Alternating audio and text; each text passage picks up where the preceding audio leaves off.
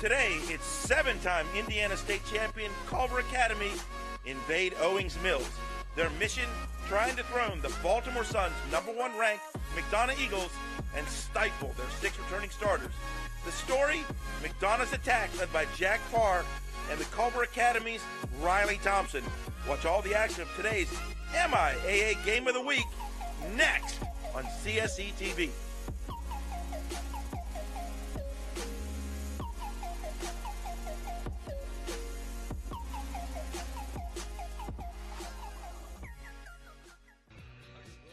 Hey now, and welcome to the campus of McDonogh School for a top 5 matchup. 2 nationally ranked powers as Culver Military Academy comes to play McDonogh School. Thanks for joining us. I'm Booker Corrigan, joined by Bob Shriver. Coach, we got some great teams going today. Let's get into Culver. What do you think of them? Well, Culver's a school that burst onto the lacrosse scene about 7-8 years ago. They have some tremendous players on this team, but maybe they're more famous for what they've produced at the college level in the last couple years. Zach Currier at Princeton, arguably the most complete lacrosse player in the country. Joel Tenney at Hopkins, Matt Neufeld at University of Maryland. Just some of the Culver alums that are on the Division I landscape. This team we're seeing today, they've got 22 Division I commits on it, probably led by Jackson Reed, a midfielder, and an attackman, Alex Simmons, who will play both positions, and goalie Matthew Schmidt. And for the McDonogh Eagles, you're looking at what could be the new #1 ranked team in the country. They got star power, and it starts at an unlikely source, but he's unbelievable. Well, B.J. Farrar, #1 on their team, is just a junior, but his ability to influence a game from his defensive midfield position, he plays both with the pole and with a short stick, is really tremendous. He can influence a game in so many ways. A million reasons to watch, and I know you're not going anywhere. We'll be back with the opening face-off right after this. Corrigan Sports Enterprises is a full-service sports marketing and event management company. Every detail from marketing, public relations, logistics, and cleanup, Corrigan Sports Enterprises handles events from conception to fruition. The premier lacrosse and field hockey recruiting tournaments and high-profile running events. Corrigan Sports Enterprises. If you can dream it, we'll make it happen. The MIAA Lacrosse Championships return to Johns Hopkins' iconic Homewood Field this May. The title is up for grabs in this powerhouse conference that features the best rivalries in high school lacrosse. The action begins with the A Conference semifinals on Monday, May 22nd, and champions will be crowned on Thursday, May 25th. Log on to MIAAlacrosse.com for schedule and ticket information. MIAA Lacrosse, where the stars of tomorrow play for a championship today. At Whole Foods Market, we believe in food that's naturally beautiful, fresh, and nutritious. So there are no artificial colors, no artificial flavors, no artificial preservatives in any of the food we sell. We believe in real food. Whole Foods Market. Diversified Insurance Industries. Commercial and personal insurance, risk management, and specialty programs. Get more information and contact an advisor at DII-INS.com.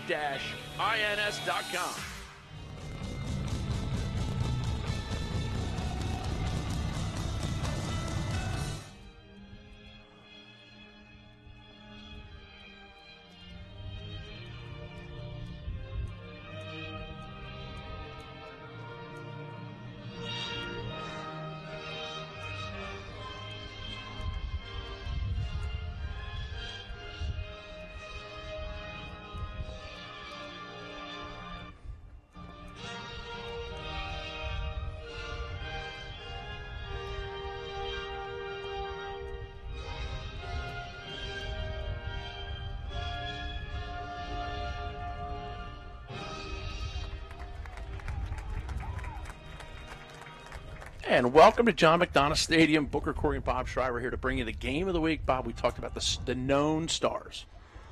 Offensively for McDonogh, they've been putting up some numbers. Who are guys that are a little bit under the radar or guys we didn't hit in the open? Well, might start, I think, who's having a great season so far, is playing attack, is junior Jack Sweeney. He plays a point on the fast break. He gets the ball over to Jack Parr, who knows what to do with it around the goal. And Liam Powderly is a sophomore, who's also starting on the attack. Those guys have really had a great start to their season. Abramson's a new guy in the goal for McDonogh, who's also played very well so far this year. And I know Abramson from the Severna Park area, if I'm not mistaken. His father grew up down in that area. I don't know if he lives there now, but I know that the ancestry leads back. Great goaltenders coming out of the Severn area. Let's talk about Culver, who's flying under the radar. Wheaton Jacobboyce is a guy that people have talked about a little bit. He plays both attack and mid, if I'm not mistaken. Yeah, yesterday when they played Gonzaga down in Washington, D.C., Coach Posner actually mixed his lineup up a great deal, and he ran guys like Wheaton and Jackson Reed and Alex Simmons. He played them both at midfield and attack, just looking for the best matchup for their team. Gotta love the coaches giving their teams the last-minute instructions. Great action always here on the grass at McDonogh Field. Something Culver has not played on for 2 years since the last time they played here at McDonogh. But at least they know what they're going to get. Yes. Or I actually don't think they do know what they're going to get, because it's a surface that they're very unfamiliar with. First quarter brought to you by Kelly & Associates. Payroll technology and benefit solutions. Go to kellyway.com to learn how Kelly can help you. Kelly & Associates are proud to once again be supporters of CSC TV and the game of the week. The Culver Eagles are facing off for McDonogh, number 14, Gable Braun. McDonogh in their home whites. The Eagles are coached by Coach Andy and facing off for Culver, of course, is Brett Hanser out of Huntsville, Ontario. He's a Hopkins commit. And we are set to go in a battle of two top 5 teams in the country on a beautiful day. Gorgeous. Not a cloud in the sky. Great day to play lacrosse. Culver and their visiting Maroons. And McDonogh comes away with the early face-off victory. Unable to connect with the point man on the break. And the Eagles have it. Here's Liam Powderly. Powderly quickly to number 13, Chris Wilson. Now 32, Jack Sweeney. You just talked about him and his skill, and it's back in the capable hands of Powderly. Powderly up top, this is Simmons. Simmons shares it with 23, Griffin Catlett, just a junior. And Catlett wants to take it for a spin right to left. Run a little mumbo, opener play for McDonogh.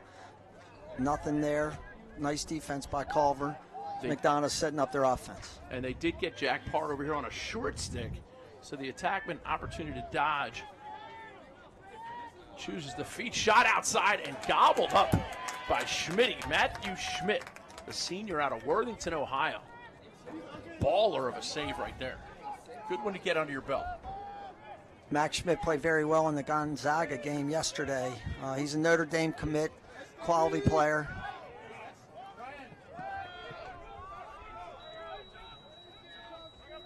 And here's Culver now on the offense as Jacobboyce spins it across the top, and it's now in the hands of Jackson Reed. He's an Ohio State commit. Booker, what we're likely to see here is Culver has 10 Canadians on their team, so we'll see a lot of the Canadian two-man games out on the wings. Reed's very adept at it, as is Alex Simmons. And they're very skilled, especially when they get around the goal with typical Canadian ability. Jacobboyce spins it behind. He's being minded by number 7, Chris Smith, junior defenseman. And now it's up with number 7, William Clayton.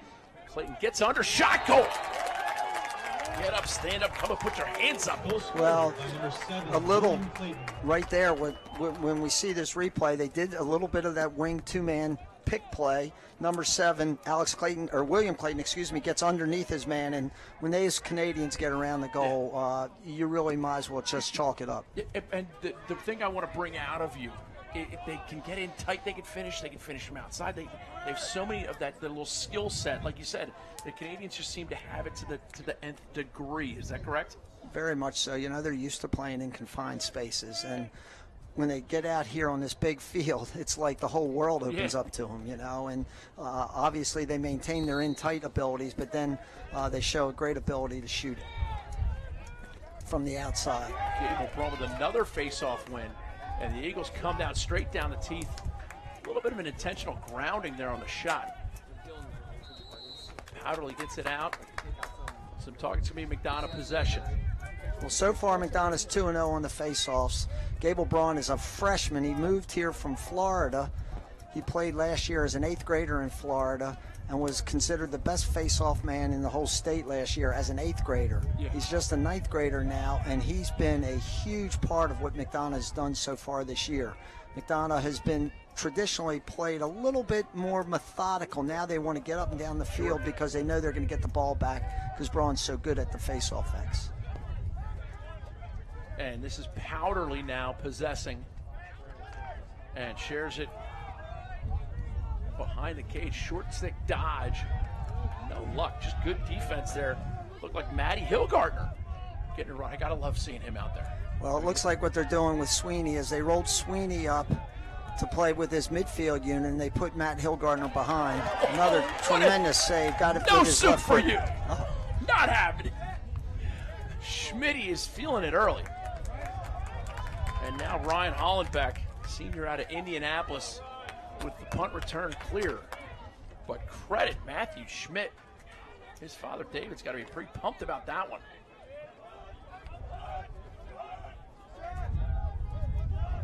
Jacoboy's now up at the top of the box. And like you said, they flip-flop their attacking middies a lot. They don't, obviously they bring in new guys because fatigue does play an issue. Well, Hollenbeck, who's leaving the game, is their short stick defensive middie. Their assistant coach told us before the game that he considers him the best at his position in the country. Another Culver guy going to Notre Dame. 15, Jackson Reed here on the near side. Keep an eye on him. As Culver sets up far side, they like that little two-man game. Give the guy the option. Shot, goal. Credit that one to 14, Jake Stevens. It's another Canadian, you know, and he got top side. They set up a two-man screen out there on the wing. When we watch this replay, you'll watch 14 gets top side. McDonogh thought he was going to go underneath like Culver did for their first goal. Well, that guy kept running. He's got good legs, 14 does, Jack Stevens, and he gets into the middle of the goal. And those are very difficult saves for any goalie. So far, two great saves at this end by the goaltender Matthew Schmidt for Culver. It's allowed them to get two great offensive possessions, scored their 2 for 2.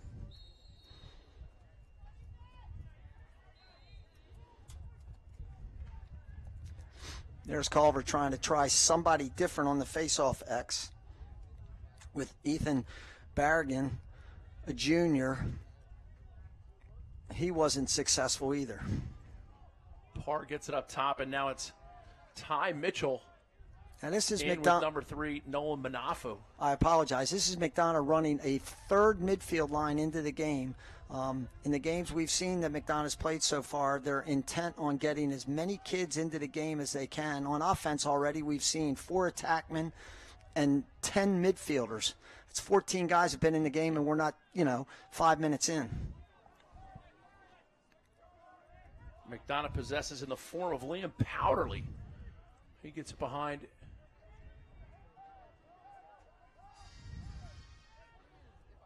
And this is Sweeney. Sweeney, that goes awry, and now it's going to be Culver ball to clear. First quarter brought to you by Kelly & Associates, payroll technology and benefit solutions. Go to kellyway.com to learn how Kelly can help you. Kelly & Associates, always proud to support the efforts of these fine athletes and coaches. Referees for today's game, G. Gordon Liddy, Ted Nugent, and Erwin Fletcher. Great crew. A crew that understands it's all ball bearings.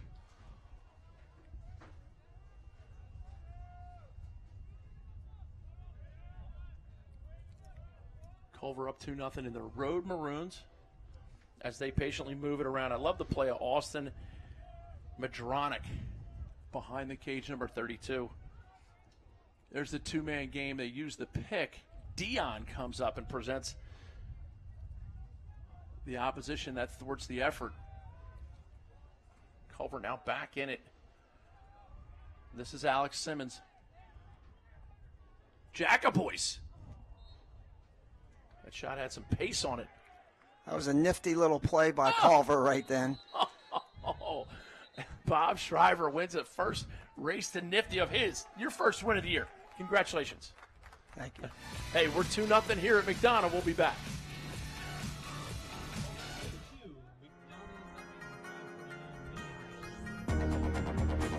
Fellowship of Christian Athletes. Huddles, camps, teams, building three-dimensional athletes and coaches.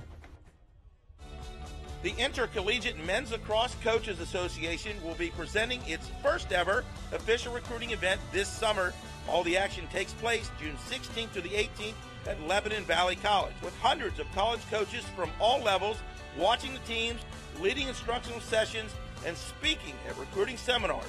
Go to imlcanationalcup.com to learn more. The IMLCA National Cup, it's more than just a tournament. The Intercollegiate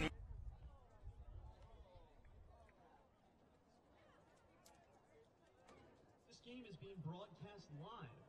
Go to www.corrigansports.com. Our viewers benefit and learn from the way they use that. Well, with a two-man game, anybody that watches any basketball, the high screen and roll in college basketball and pro basketball is one of the biggest things they all do on offense. And this is really the same idea. Somebody that's setting the pick will slip it.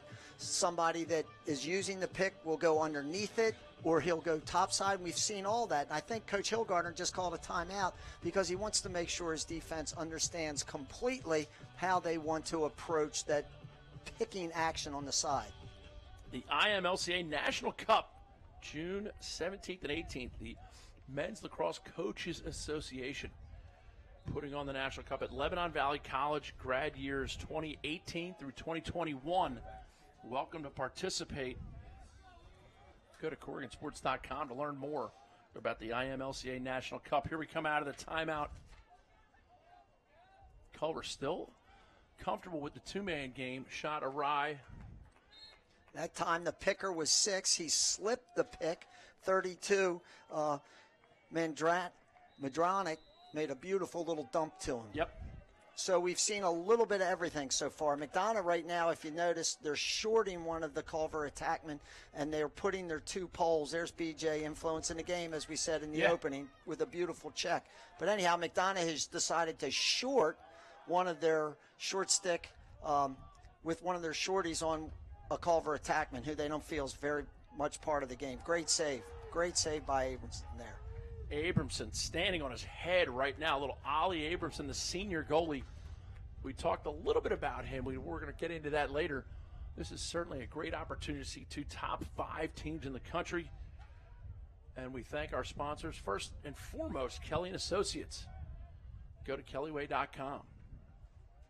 There's your under dodge, and Ollie Abramson's got a tough time trying to save that one. That's number 7, William Clayton. This is Clayton's second goal, and very similar to his first goal when he, coming down the wing, he gives him this little fake, ducks and gets inside, and with his strong hand, his right hand, and now he's inside on the goalie. Look at the poor goalie. Yeah, that's What's a goalie going to do here?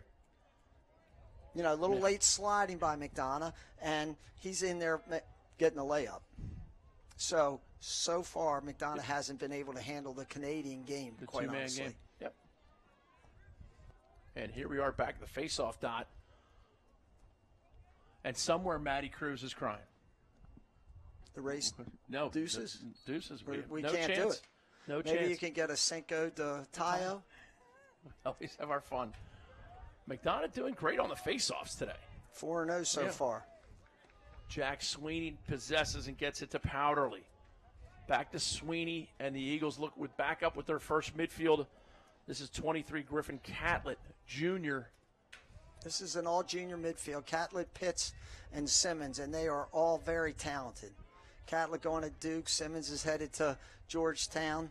Pitts right now is uncommitted, but he's a quality player. Post toasties for Catlett, and another junior that McDonogh is without today, Andrew Hurdle. Andrew Hurdle ripped his loves to compete. He ripped his ACL in a game a couple weeks ago and is out for the season. It's too bad. He's a terrific player and an incredible shooter. Culver Military Academy, Luke Anderson They love this guy, too. They think Luke Anderson and Hallenbach are the best pair of short stick defensive middies. Anderson, 33, is a senior. He's going to Dartmouth. Culver is couldn't get into Roanoke. Couldn't get into Roanoke. Or Washington College, I think. He applied to both. All three, and obviously you waltz into Dartmouth. I mean, 2-5. Culver on offense. Yet to have a man up today, too, with 3 minutes left in the first as Reed gets it across the top.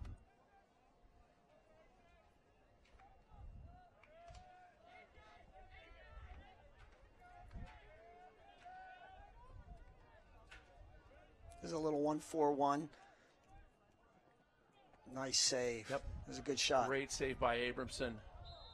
And they're going to call the nudging a push, and that'll give the possession back to Culver in their road Maroons. Here's Clayton. No, this isn't Clayton again. This is Stevens. Jake Stevens. Who's going to run sort of diagonally to the goal, it looks like, and try that underneath move again. See if they're not trying to set that up. This is pick your poison a little bit for McDonogh.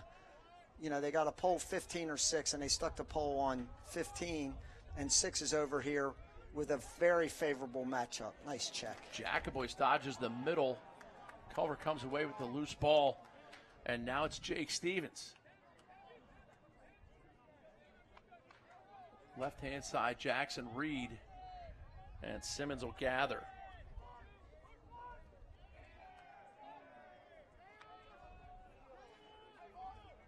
Tell you who I haven't seen yet and I need to see is Cam Chevette, the sophomore out of Cleveland.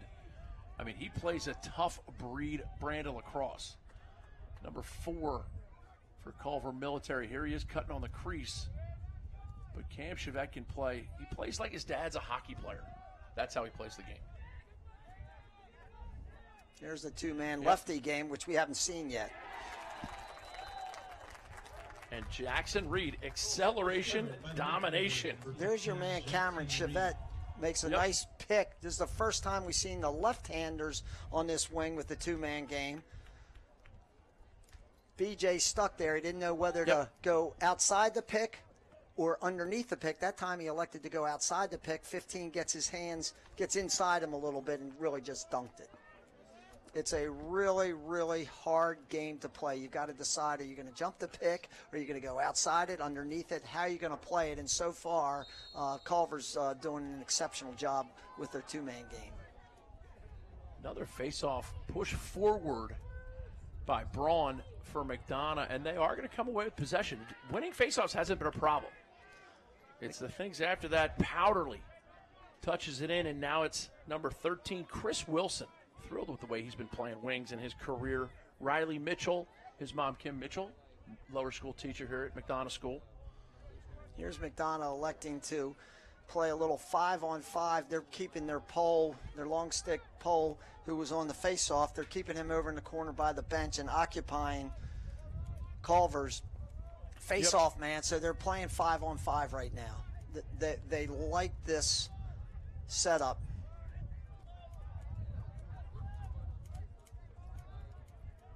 Mitchell dodges around now, gets it into Powderly. Both teams executed a sub really well there. Culver got their pole in, McDonogh got their offensive midi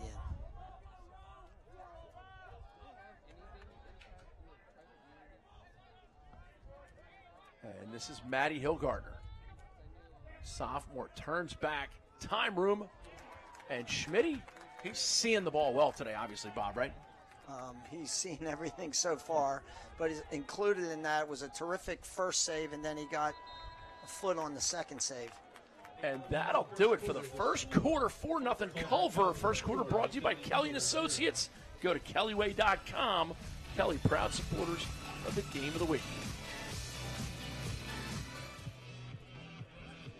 Diversified Insurance Industries. Commercial and personal insurance, risk management, and specialty programs. Get more information and contact an advisor at DII-INS.com. The MIAA Lacrosse Championships return to Johns Hopkins' iconic Homewood Field this May. The title is up for grabs in this powerhouse conference that features the best rivalries in high school lacrosse. The action begins with the A Conference semifinals on Monday, May 22nd, and champions will be crowned on Thursday, May 25th. Log on to MIAALacrosse.com for schedule and ticket information. MIAA Lacrosse, where the stars of tomorrow play for a championship today. At Kelly, we provide integrated total benefits, payroll, and workforce management solutions for employers of every size. Save time and control costs. Visit kellyway.com. At Whole Foods Market, we believe in food that's naturally beautiful, fresh, and nutritious. So there are no artificial colors, no artificial flavors, no artificial preservatives in any of the food we sell. We believe in real food. Whole Foods Market. Corrigan Sports Enterprises is a full-service sports marketing and event management company. Every detail from marketing, public relations, logistics, and cleanup, Corrigan Sports Enterprises handles events from conception to fruition. The premier lacrosse and field hockey recruiting tournaments and high-profile running events. Corrigan Sports Enterprises. If you can dream it, we'll make it happen. Hey, Bob, let's talk about an event you're fairly familiar with, the MIAA Lacrosse Championships. May 22nd is the A Conference semifinals, and then May 25th, the C, the B, and then the A Conference Championship games at historic and iconic Homewood Field at Johns Hopkins. Go to www.miaalacrosse.com to reserve your tickets today. What's your best memory of coaching in a championship game at Hopkins? Hopkins At Hopkins is a great place to play because the fans are so close to the field. Towson's also a great place to play. The fans are a little bit far away, so it's not as kind of an intimate setting as it is at Towson. At Hopkins. Last time we were there playing in a playoff game, we actually lost to Coach Hilgardner's team my last year coaching in the semifinals at Hopkins. So that wasn't a great memory. So let's talk about something else. Oh, I said championships. Championship, maybe 06. I think we played a team that was coached by Booker Corrigan. I think you did. I think we discussed that. It was fairly even in the coaching box, but you had a great team. Second quarter brought to you by FCA Lacrosse Fellowship of Christian Athletes. I'd say right now McDonogh just wants to settle down and, get a really nice possession, see if they can't get their first goal on the board. They're a little frustrated right now, I got to believe. But I would also add that this year they've been very close to a couple games at halftime. Chaminade they played the other day. It was 4-4 at halftime. They won 10-6. They played down in North Carolina against Highland Park from Lake Highland Prep, from Orlando, and the game was close, and there's just what the doctor ordered for McDonogh. Acceleration domination that time by Simmons, the junior midfielder, left-handed, and I tell you, that is a well-placed shot, Bob. We're going to see on the replay. Talk about pinging the low corner. Well, he is a natural lefty, and he's got great speed. On top of that, he's also got a tremendous shot. He can shoot the ball very hard and accurately, actually with both hands, but he got to his natural hand, ran right down the alley. I call it down, if you think about a football, hash marks. Yeah. He's running right down the hash marks, which is a great place to shoot from.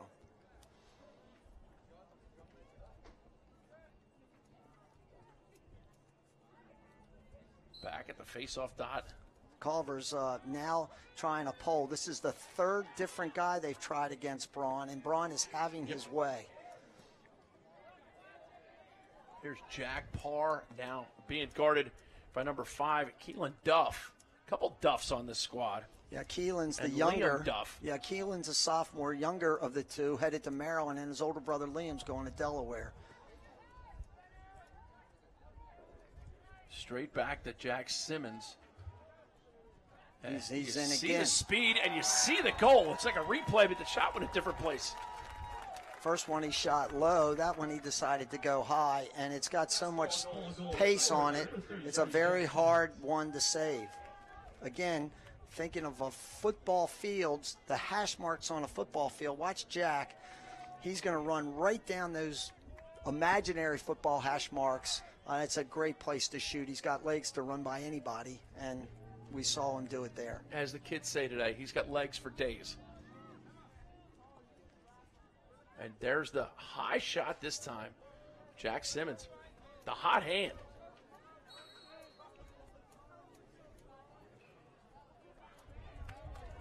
And this time they go with Baranigan on the faceoff, and he wins it, but he is in a world of trouble right now. Welcome to B.J. Farrar's world, and B.J. Farrar, I tell you, that's a best-case scenario for Baranigan.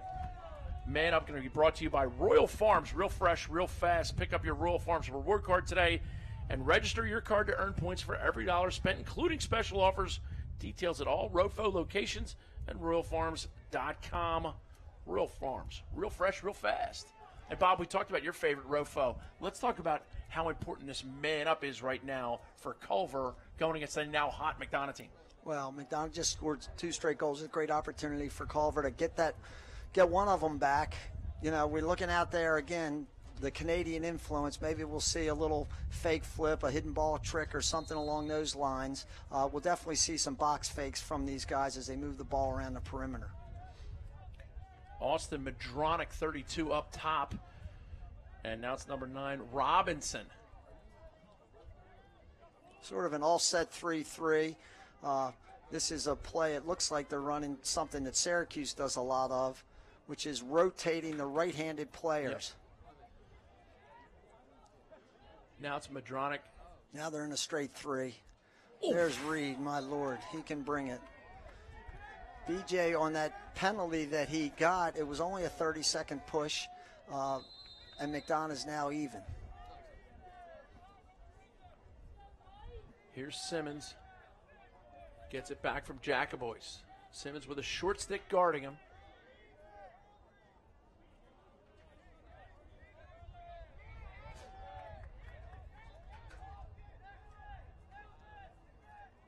Short stickman Christian Etchinson is now going to shut him off. And Jake Stevens, little 2-man game, gets top side. Jacobois, always moving his feet, always got his hands free. Like to see him cash one in, and now we're going to get another foul against McDonogh. Flags everywhere. It's Bastille Day. Happy July 14th. Off the ball, number 10 for McDonogh, Christian Etchinson. He just knocked the guy right over. He didn't even have the ball. Not a great play. Backhand goal that time by 32, Austin McDonogh. McDonogh just kind of reached around. Well, now, so we've seen a 2-man play from the right wing, a 2-man play from the left wing. Now we see one a little bit behind the goal. McDonogh slipped the pick a little bit, throw him a ball, and he's a right-handed lacrosse player. The Canadians are typically all one-handed, and instead of coming around shooting that left-handed, he shot it, over his shoulder into a good spot. Little right-handed backhander. I feel like every player in high school lacrosse is now as good as Tommy Marichek was when he was at Syracuse, with their ability to, flick the ball behind the ball, between the legs of the ball. Well, I don't know that there's many that are that skilled. Yeah, well, Tommy was never really that good anyway. This Two-time first teamer. Yeah, really. Yeah. And he did he play with the Gates, I believe? Yeah, I think and we got a crease violation after the shot. And again, Schmitty standing his ground. Braun, honestly, is putting on some show so far. I mean, this is just a freshman in high school going against some men. And Culver's got some men. Some big, strong, strapping kids. They go to a military school. They're in shape. They're physically fit. And he's really putting on quite a show. This is Simmons. Simmons will stop and go. Now he's got a chance to spin. Pulls it back. And William Clayton possesses, and now it's over with Jackson Reed. I've been thrilled with the defensive effort so far of Jack Parker, the sophomore out of Ida, Michigan. Jack Packa. Godden Jack Pa.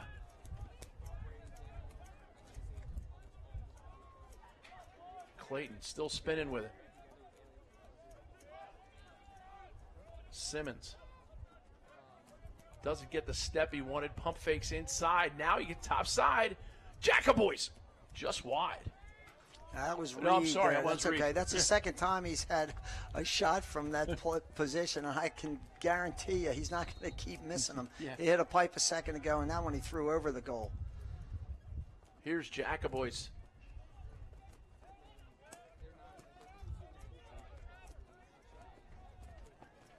Five to 2 your score, halfway point, just about. Second quarter brought to you by FCA Lacrosse Fellowship Christian Athletes, building three-dimensional athletes and coaches.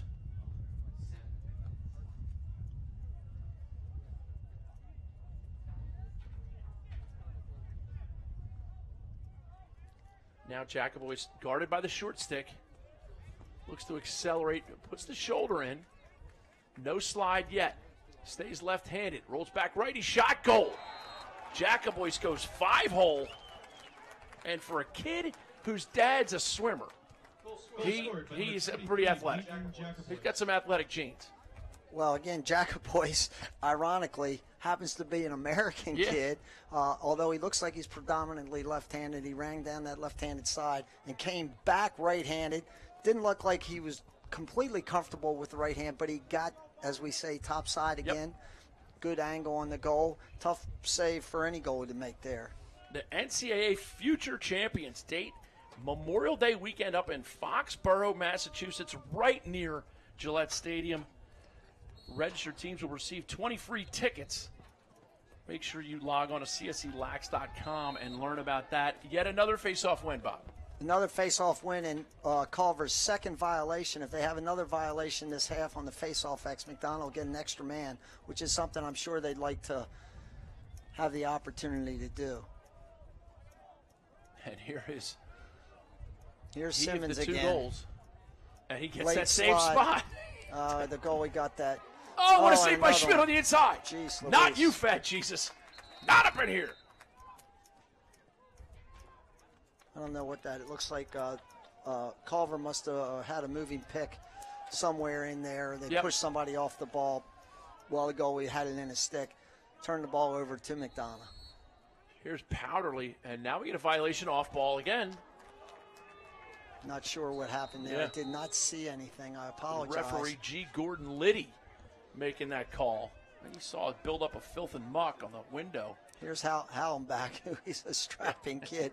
They're just giving the ball to him or Anderson and letting them run the ball out. McDonogh may eventually set up a ride and try to get BJ to cover that guy to see if he can't get the ball on the ground. Here's a little fake flip. 15 has the ball in his stick. McDonogh recognized that.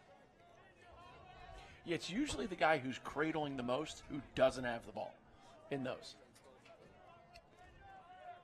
And you mentioned Joel Tinney, who did the big one this spring. He's a Culver alum. He is a Culver alum.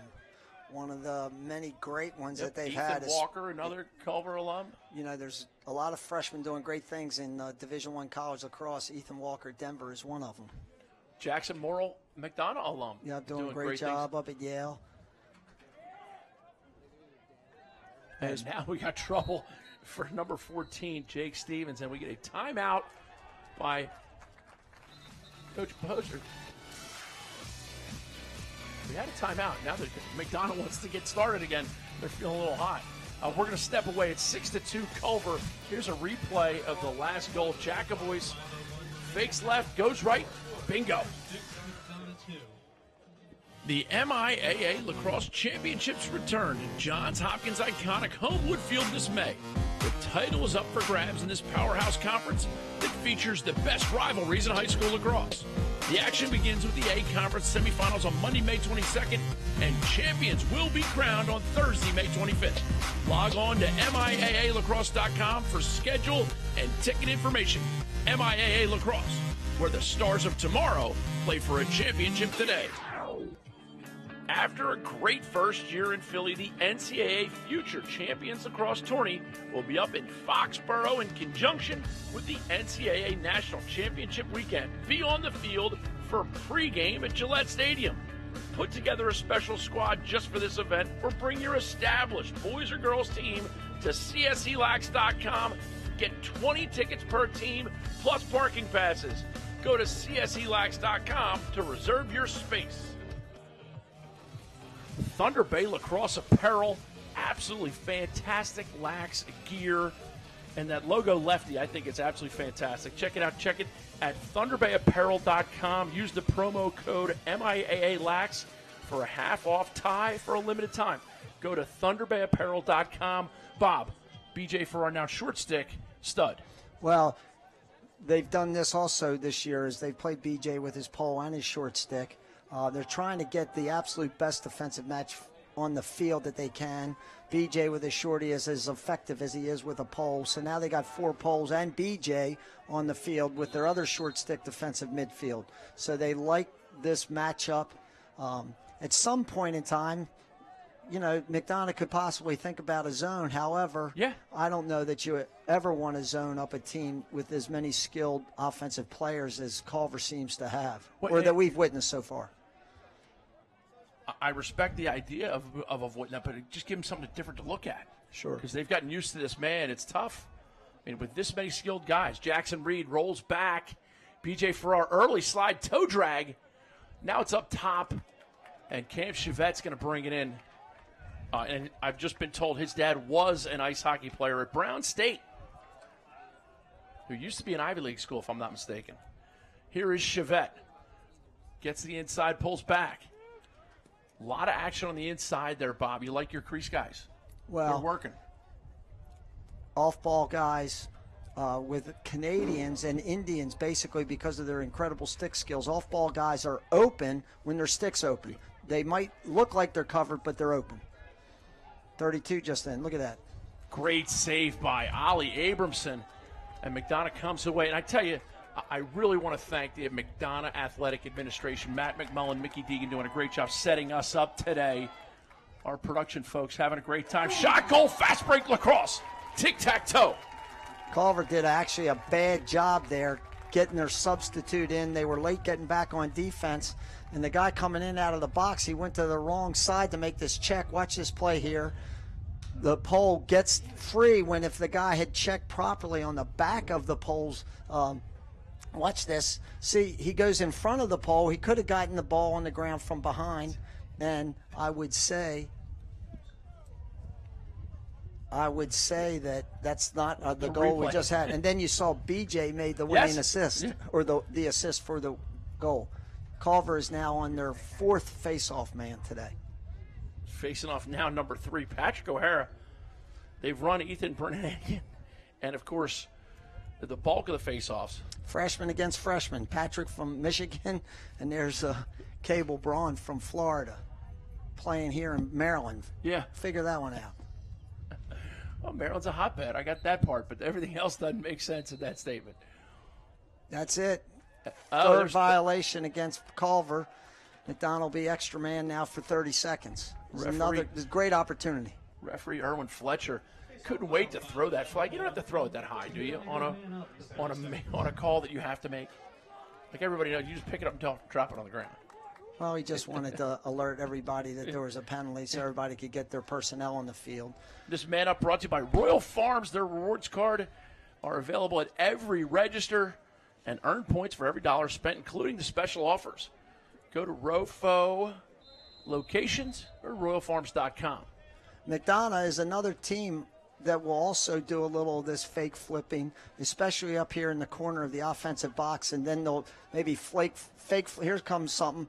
They might fake flip to somebody and then look to throw the ball through the defense. Jack Parr gets it back around, and Powderly is going to push it up top. Catlett with his hands free. Oh, shot sting in the corner. 10% luck, 20% skill, 15% concentrated power of will, 5% pleasure and 50% pain, and 100% reason to remember the name Rocket Man. Really, McDonogh was just in a little bit of an offset 3-3 there. The two guys were actually kind of behind the goal. Culver should have come up a little bit higher once the ball got in front of the goal, and they didn't do it.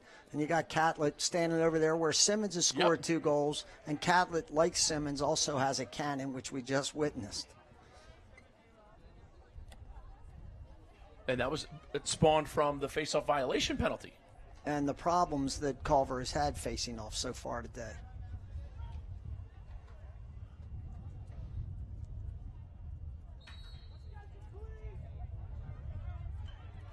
Culver wins the face-off. They win possession, and they do they're able to push things.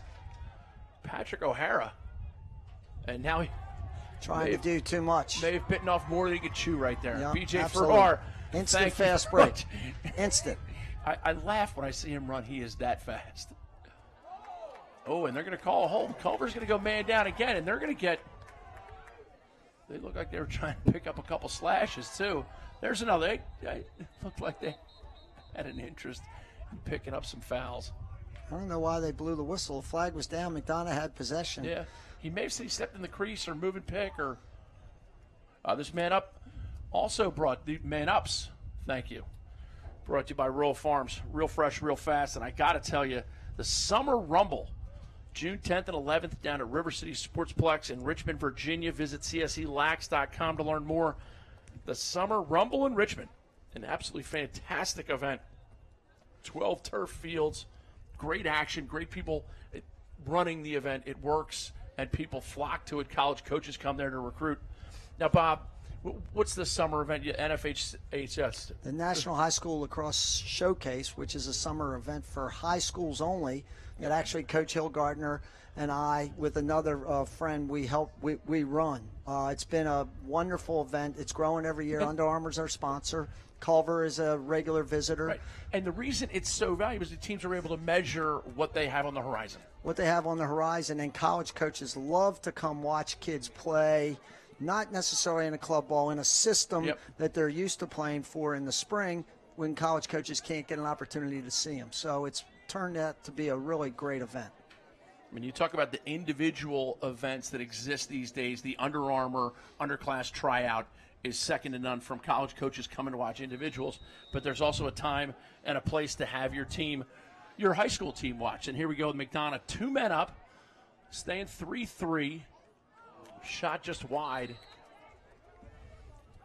Culver's just hoping that Matthew Schmidt can make a great save. And obviously, McDonogh's looking for the best shot. Not necessarily the first one. That might have been the first shot, but they're looking for what we call the best shot. Not a great pass. That ball is not going to make it to out of bounds. There's one place you will cover when you're down 2 men, and that's the crease. Sweeney trades it. Shot goes wide, and the penalties expire. It's McDonogh possession on the restart. But as we like to say, Bob, the penalty's not over until the puck's out of the zone. And there you go. Liam Powderly. Freaking on brothers every way like MJ. Yeah, today was a good day. Well, here's McDonogh showing something that they've made a habit of doing this year, and that's the ability to hang in there. They're obviously right back into this game. They've been down 4 goals twice in this game. It's a 1-goal game. They're going to win the next face-off, we got to assume. Yeah, they have won face-offs. Well, the unfortunate thing, Culver won the last face-off, and number 3, the freshman Patrick O'Hara, got guilty of trying to do too much. BJ put the ball on the ground, and then they fouled him.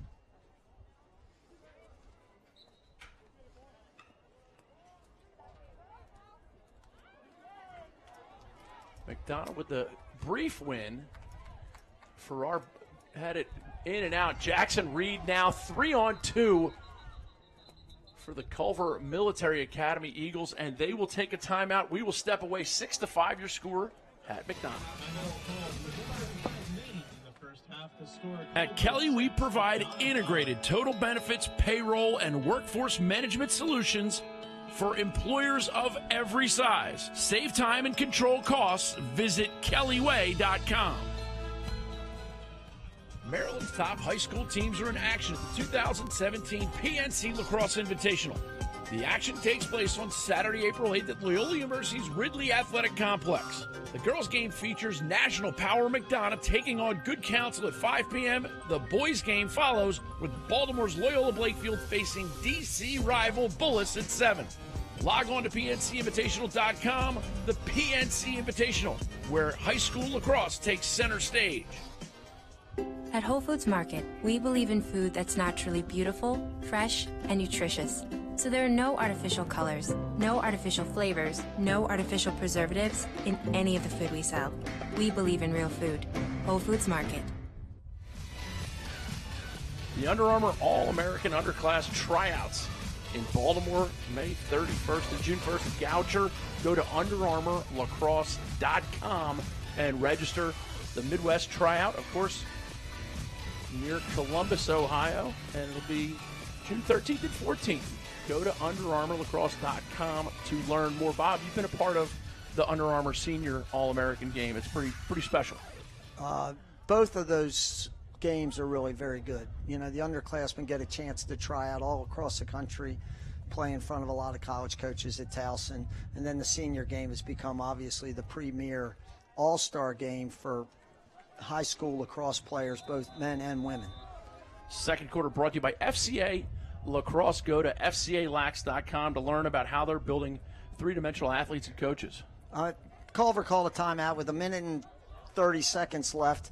I'm sure Coach Posner is dialing something up, but I think what he would Posner, excuse me, but what he really wants to do very much, he would love to actually, unless he gets a layup, to take the last shot, because he knows he's not going to win the next face-off. He'd like to keep the ball that he's gotten right now. Cameron Chevette, hitch and go, opts to move it. Inside move, shot goes just wide. Now he really doesn't have to worry about the referees, I think, putting on the shot clock. They made a good attempt at the goal. Sure. They could clearly kind of hold this ball to the last shot of the half.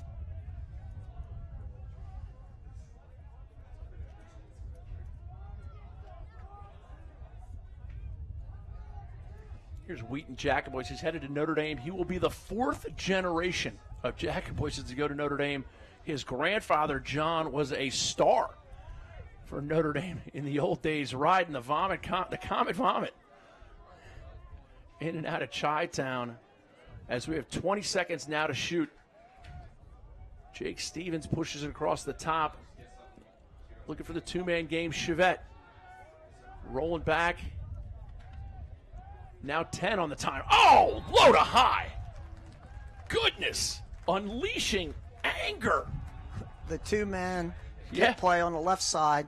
There's Reed, who's had two great opportunities from right there so far in this game. He hit the pipe, missed the goal. That one he didn't miss. And as you like to say, he took the elevator up to the top floor on that one. Dropped his stick low. Goalies typically go down, and he elevated the ball up over his shoulder. Twisted wrister. Tremendous shot. Where Grandma hides the Thin Mints. You'll notice on this face-off, Culver's got two guys about as far down this face-off lines on the perimeter of the X as possible. They're going to run right in and play defense and forget any offensive initiative.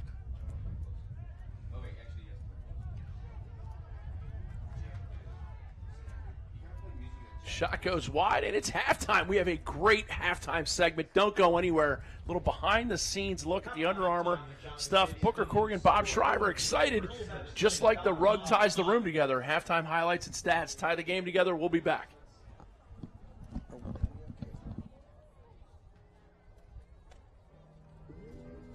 The Under Armour Underclass Tryout is the most respected recruiting event in the country. Corrigan Sports puts on 20 regional tryouts across the nation prior to the Underclass Tournament, July 4th weekend at Towson University. Let's go behind the scenes at the Baltimore tryout to learn more about this extensive process. Everybody get clipboard, yeah? Awesome. Well, first of all, thank you guys, all of you, for coming.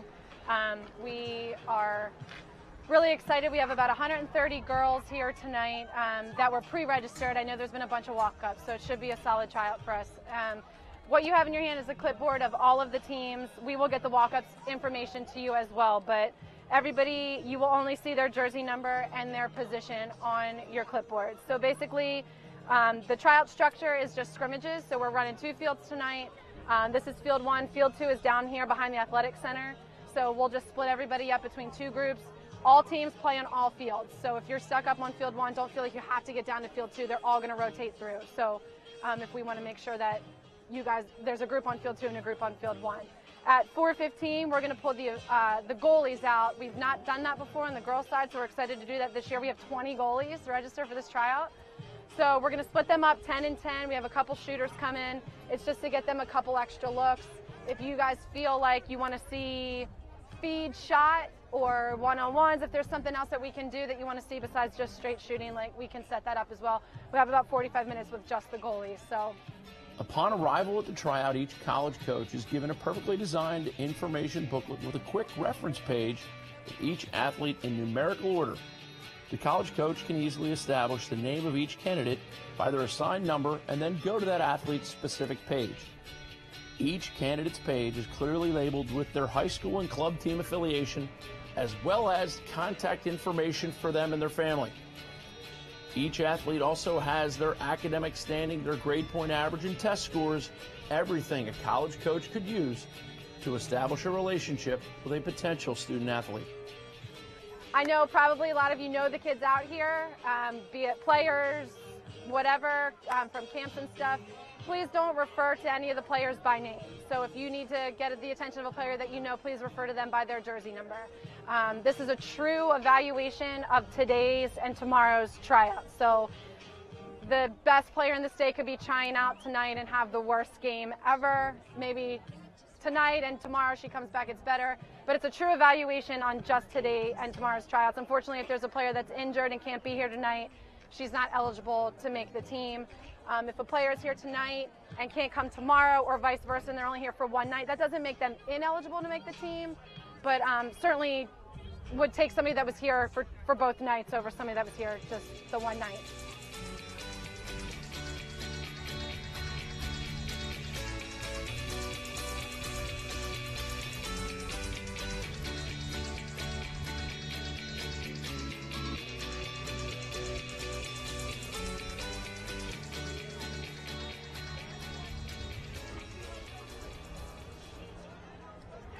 What we talked about yesterday, the teams aren't limited to that. You guys can add whoever you want. Obviously, still look at all the girls.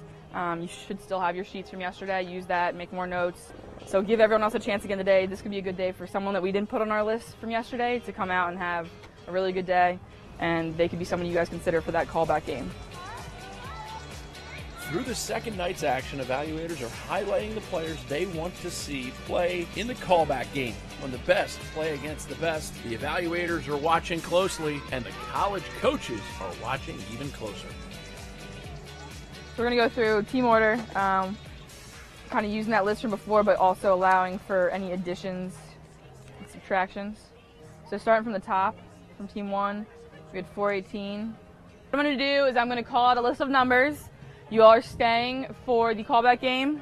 I'm going to call them out by position, and then once I'm done with the entire list, I'm going to have you guys come down here by position, and I'm just going to split you up onto 2 teams. You guys are going to play 2 15-minute halves, and if the evaluators are good after that, then you guys are going to be free to go, and we will have the teams announced within 48 hours on UnderArmourLacrosse.com.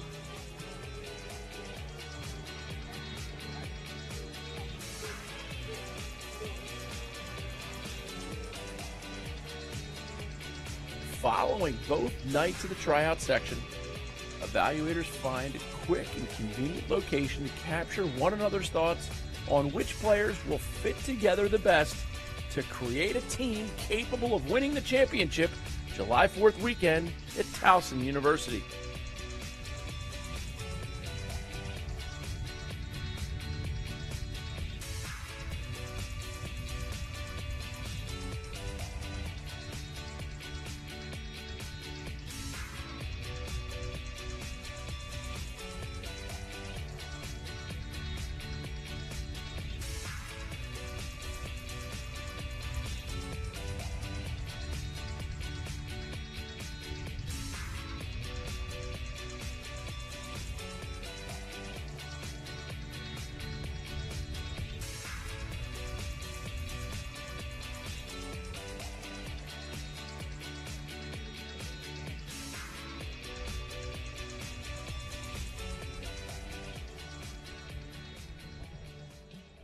Corrigan Sports Enterprises is a full-service sports marketing and event management company. Every detail from marketing, public relations, logistics, and cleanup, Corrigan Sports Enterprises handles events from conception to fruition. The premier lacrosse and field hockey recruiting tournaments and high-profile running events. Corrigan Sports Enterprises. If you can dream it, we'll make it happen. The MIAA Lacrosse Championships return to Johns Hopkins' iconic Homewood Field this May. The title is up for grabs in this powerhouse conference that features the best rivalries in high school lacrosse. The action begins with the A Conference semifinals on Monday, May 22nd, and champions will be crowned on Thursday, May 25th. Log on to MIAAlacrosse.com for schedule and ticket information. MIAA Lacrosse, where the stars of tomorrow play for a championship today. At Whole Foods Market, we believe in food that's naturally beautiful, fresh, and nutritious. So there are no artificial colors, no artificial flavors, no artificial preservatives in any of the food we sell. We believe in real food. Whole Foods Market. Diversified Insurance Industries. Commercial and personal insurance, risk management, and specialty programs. Get more information and contact an advisor at dii-ins.com.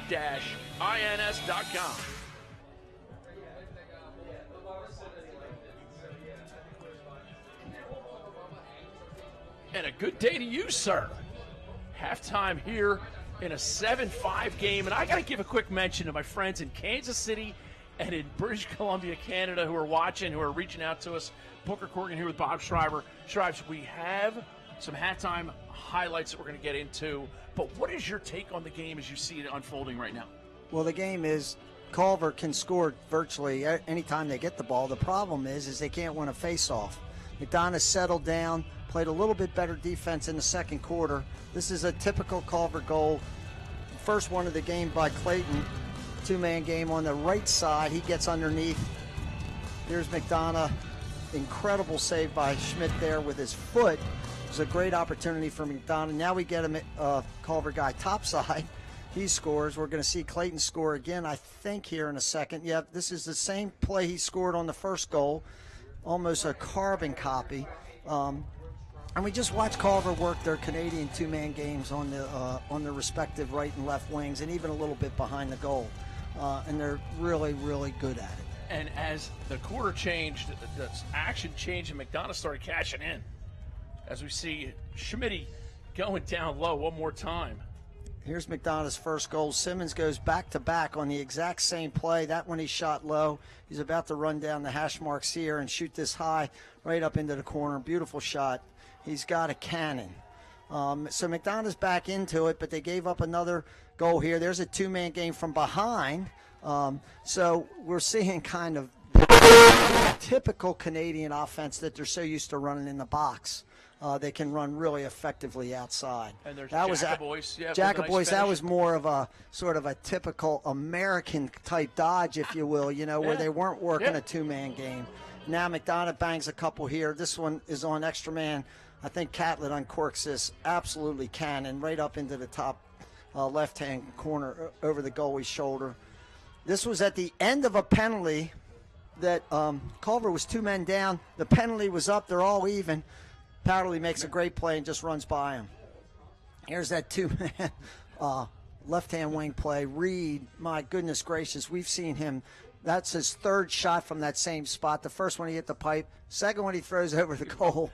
That one was money. And you predicted. You said, great googly moogly. He's going to can that one no problem. As the teams break their huddles, ready for the second half, third quarter, every time. Brought to you by Diversified Insurance Industries. They craft custom insurance packages. Go to dii-ins.com for details. Diversified Insurance is proud to support the efforts of these fine athletes and coaches. Diversified Insurance Industries. Well, McDonogh has Culver set up just where they want them. They're close at halftime, and as I mentioned a couple times already today, they're very good at coming back and have shown an ability to do that this year. Face-off win this time. A little unique opportunity for Culver off the face-off win. Credit Patrick O'Hara, the freshman from Beverly Hills, Michigan. Not Beverly Hills, Paris Hilton. Well, that time, O'Hara won a face-off at the end of the second quarter today, and he tried to do too much, and B.J. Farrar took the ball from him. McDonogh went right down the field and scored. That time, I think Coach Posner probably told O'Hara at halftime that if you win a face-off, please throw it to one of our guys. Throw it to one of the hired guns, please. Yeah. Chevette behind the cage, number 4. He slowly developed. He's just a sophomore for the Culver Military Academy Eagles, and here's a lefty rip. There's Reed again. Heads up out of the playground. You know, I've said this a couple times, a little mumbo play. A mumbo play is sort of 4 guys across the front of the goal around the same height as the crease, and somebody on the wing goes in and picks for an inside guy who rolls out. That time Reed rolled out off the crease, got the ball on the wing, and just stepped around that guy a little bit. Clayton, 2-man game going against Farrar. And this is Simmons. Simmons headed to Denver, but not until his time's finished. Oh, inside feed shot, post toasties. Little chaos right there, Bob. Well, he dove into the crease on that play. I don't know that they would have counted the goal had it gone in. One adjustment McDonogh has made at the end of the second quarter, instead of B.J. Ferrer playing out there defensively with his pole, they now have him at a short stick, and it's made a big difference for them defensively. They get their best 4 poles other than B.J. on the field, but then they get B.J. with a shorty along with their other short stick defensive midfielder. I believe that they played Christian Etchison there some, as well as Casey Settleman. Oh, shot goal 23. Griffin Catlett, the junior midi. Goal scored just by like number that, 23, 7-6. Griffin is a kid that just moved to Maryland. His mom got a job at Under Armour. He grew up in Oregon. He's going to Duke University. He's been known to have a terrific shot. He's a big, strong kid, and we've seen 2 of his shots so far today find the upper part of the goal. Big goal for McDonogh to start the second half.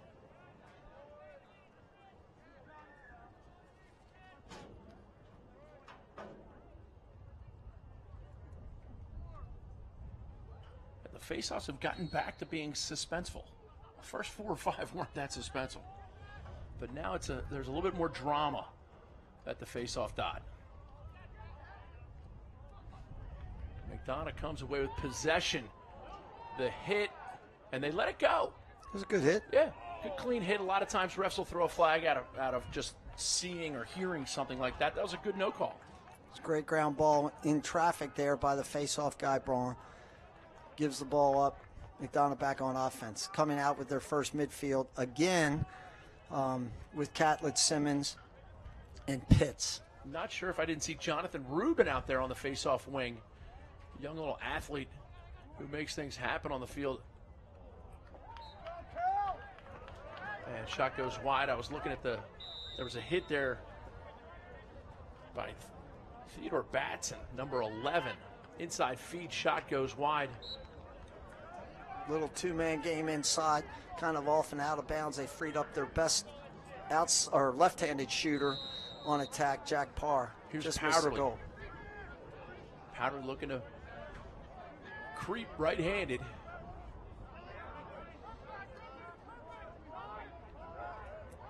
Simmons with a head of steam. Yep. Comes off the pick from Catlett, but Culver wisely sends both guys, and they took good angles. Catlett shot again just wide. This time backed up by Jack Parr. Is going to set it in. Speed dodge. Here's great save by Schmidt. Underneath him, Alex Pitts with the shot. I like the way he gets open off ball. But now it's Culver's chance to clear. Watch the first half. Culver threw the ball out to this side of the field and ran up the sideline with their short stick defensive midfielder, either Hallenbach or Anderson. That time, McDonogh adjusted at halftime, and they put an attackman down there to shut him off and not allow him to get out so freely. 2 nice adjustments we've seen McDonogh make so far here in the second half. Jackson Reed, number 15, shares it with number 14, Jake Stevens. Catlett stuck on defense. Let's see if he can handle Simmons, he's a load, this kid.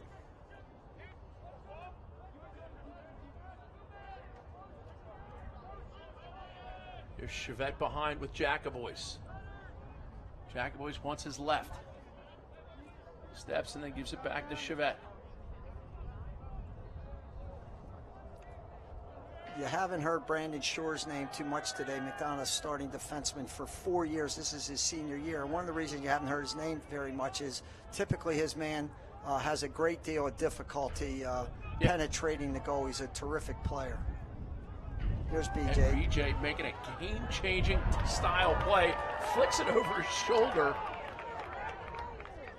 McDonogh bobbles it. Jack Sweeney, and now they good fortune on their side as Roma Mantelli touches it in. Here's Jack Parr, Powderly, and back into Sweeney. Donna needs to change their midfield. So those kids have been out on the field a long time. They're coming in with this group that includes Matt Hillgartner, who I'm going to guess if he gets a shorty on him, they're going to roll him behind. Right now, the pole's covering him. Love seeing Matty Hillgartner out there. Little brother Scotty and little Jake on the sidelines. Shea, of course, probably somewhere here. Yelling at the coach, I think. We are spoiled with just absolutely fantastic people coaching in the MIAA conference. Wraparound shot by Powderly, no good. And Jack Parr comes up with it. And it's back to Parr, the left-hander. Just pulled the string a little bit on that. Culver was very, very lucky there. They played awful defense on that play behind the goal. They were really fortunate that McDonogh didn't tie the game up. Third quarter brought to you by Diversified Insurance Industries. They craft custom insurance packages. Go to dii.ins.com to learn more. They are proud to support the athletes and coaches of the MIAA Game of the Week on CSC TV. Diversified Insurance Industries. There's a diversified man sitting out here watching the game, Sal DiPietro. Great lacrosse all over the place. And the MIA season hasn't even started yet. The conference season. MIA season doesn't even start until April 18th. We're still 3 weeks away, basically, from yesterday before the season even starts. It's crazy. It's going to be an unbelievable spring. And Culver, the reigning Interact champions, they took down Haverford last year. And thrilled to have all those folks from Kansas City and British Columbia tuning in today. And that's going to be a crease violation unless they call a push. They don't.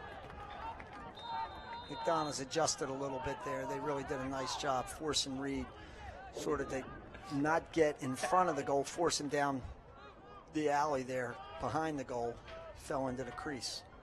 We've seen Simmons, their right-handed sniper, do the same thing on the other side of the goal. And here is McDonogh's version of Simmons. Jack Simmons shares it with Sweeney, and they get it behind to Powderly, and then all the way back up top to Griffin Catlett. Going to run a little three-man midfield play. He's either going to shoot it or throw it back, hit the pipe. Rings it off the post. They were going to run a little three-man midfield play. He had the option to shoot that or throw it back to Pitts, who would have chucked it across the field, I think, to Simmons. Here's Powderly.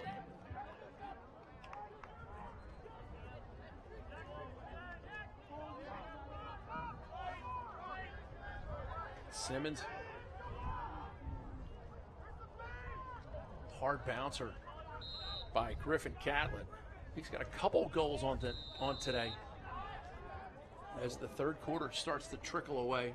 You wonder if Culver's not going to start to feel a little tired. They've been playing a couple games. They played yesterday. Takes it a little bit out of your legs playing here on grass. This is a great opportunity for McDonogh to keep the heat on them. I wonder if they're not showing a little bit of lack of steam in the engine. Plus, they don't play as many kids as McDonogh. They clearly do not. I mean, not many teams do. Right. But as a coach, do you measure that as your game or you're preparing for the entire week? Do you think to yourself, we got to save some steam for McDonogh because of the grass and because of the roster depth? No, I don't think they think that. Okay. They're just taking this thing one game at a time. They're playing again on Friday here in town against St. Paul's. They played Gonzaga yesterday. They played up in Philly this week. It's a good, solid, but long and tiring road trip. You tell me a bunch of high school kids, even though they're from the military, are getting their proper rest at night when they're on the road. I doubt it.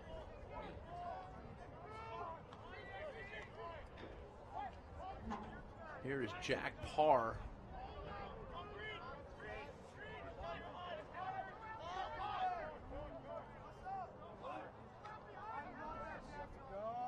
Great feed by Parr and a better save by Matthew Schmidt. Schmitty is getting it done. Donna's had this ball for about 2 minutes. Culver's, so far, they've been incredibly fortunate to not give up the tying goal. A couple nice saves. I think McDonogh's going to get one here sooner or later.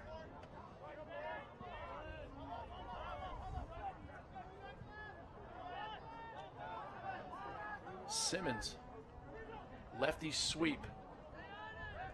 Good defensive team defense by Culver right now. Now speed dot shot goal. And as predicted by Coach Boutrock, McDonogh might just get one. Credit that one to Jack Sweeney. Jack Sweeney against the shorty.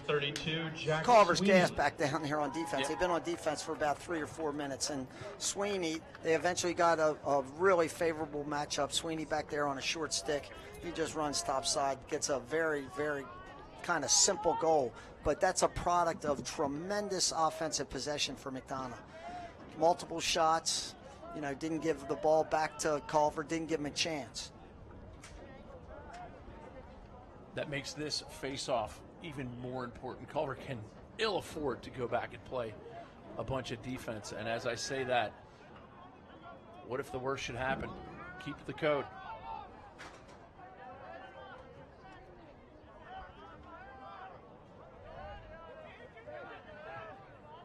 I had the good fortune of meeting Sean Duff during this trip, and his kids are 2 of the tired ones right now.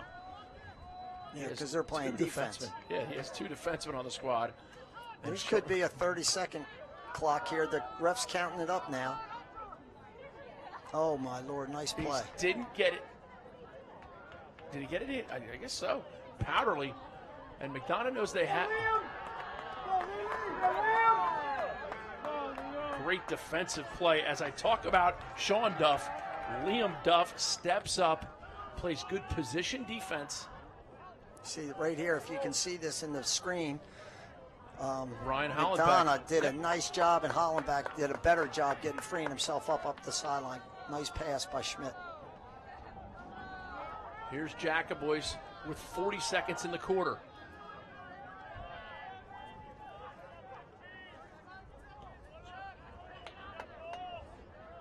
Culver. They're under him. Substitution play, faked. Oh! I tell you what, your boy Alex Simmons leaned into that one. Well, Anderson did a great job right then, faking that he was going to go into the substitution box, and he started to run towards the Culver bench. McDonogh went with him, and then Anderson broke underneath him. They got a really nice opportunity. Here's Cam Chevette looking to feed with 15 in the quarter. Here's a Mumbo play. See if they don't roll somebody off the edge here. They did, but McDonogh did a nice job covering it. Gets it over to Clayton. Clayton, time winding down, shot goal with 2 seconds left on the clock. A huge goal for the Culver Eagles. Goal scored Bob, by before we get the replay, momentum, that's a huge goal for Culver. Well, Culver needed something good to happen because that quarter did not go very favorably. There's Clayton. He's gotten underneath over there twice for 2 beautiful goals. This time he got topside. I'm sure 21, the defensive midi there.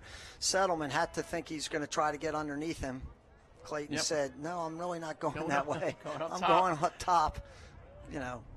Hands-free, room and time. Canadian sniper. Not a favorable situation.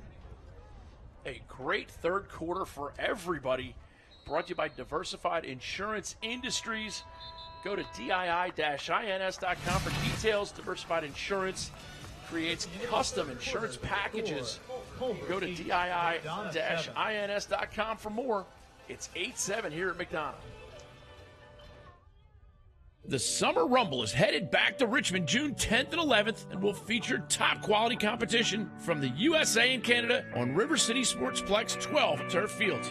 Your high school and youth level teams will thrive in this year's championship tournament in front of college coaches from divisions 1, 2, and 3. Start your summer at the best run event with coolers on every bench, shade tent for every team, and an event that is fueled by Gatorade. Go to CSELax.com for details and register now. I got the magic in me. Let's go. Every time I touch that track, it turns into gold. Performance for the Goat Boys. He threw the Magic in me. Gary Gates behind.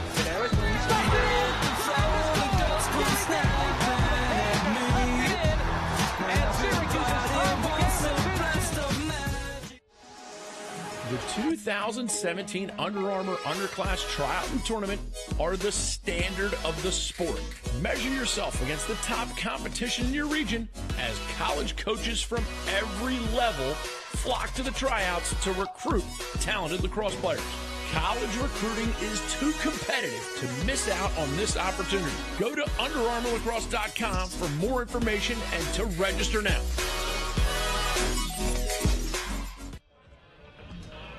Fourth quarter of the game brought to you by Whole Foods. Visit Whole Foods Market for all your spring holiday needs. Order your Easter meal online and pick it up in-store. Visit shop.wfm.com today. And I tell you, one of the players for Culver, Bob, that I've really liked is 14, Jake Stevens. I had a chance to talk with Dennis and Shireen, and they love the military component. And they wanted me to make sure to acknowledge the fact that the discipline, it helps these kids, these young men, and it certainly prepares them for what's coming up later in life. There's O'Hare winning a big face-off for Culver to start this. Freshman O'Hare winning a big face-off for Culver to start the fourth quarter. That goal right there at the end of the third quarter.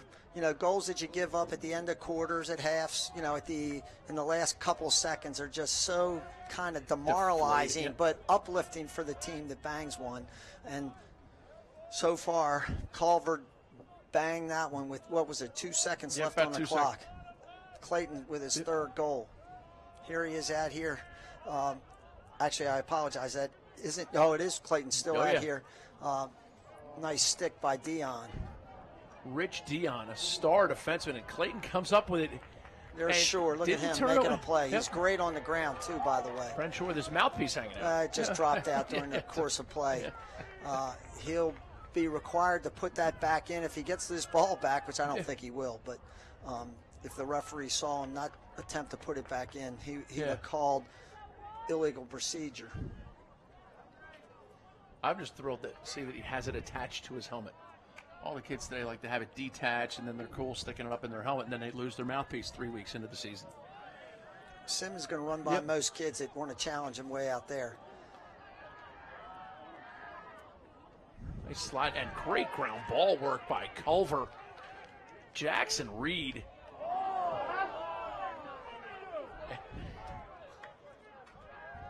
Jackson Reed tried to sell it. The ref didn't buy it. He didn't complain. We had some fans who thought it might have been a slash, but I didn't think it was. Did you think Jackson Reed was doing his finest Casey Powell imitation? Yeah.